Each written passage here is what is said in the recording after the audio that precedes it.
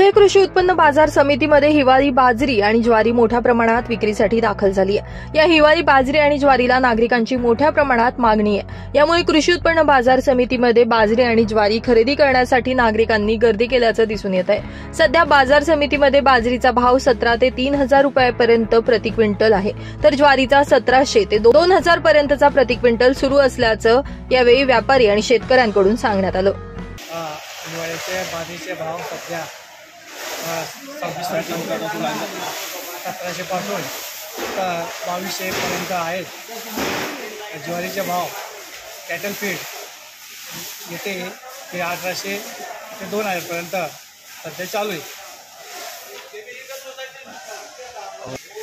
हिवाळ्याची जी पावसाळीची बाजरी ती 1700 ते 2000 पर्यंत भाव तिचे आहेत। मी बाजरी आणलेली होती, 2550 बाजार आहेत। बाजरीची चांगली क्वालिटी 3000 रुपयांची आहे।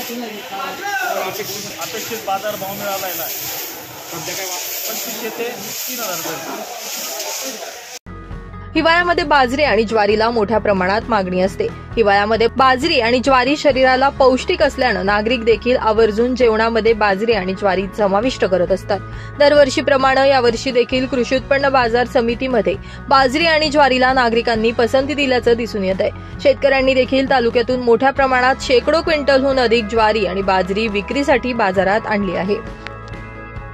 ब्युरो रिपोर्ट, माझा महाराष्ट्र न्यूज, धुळे।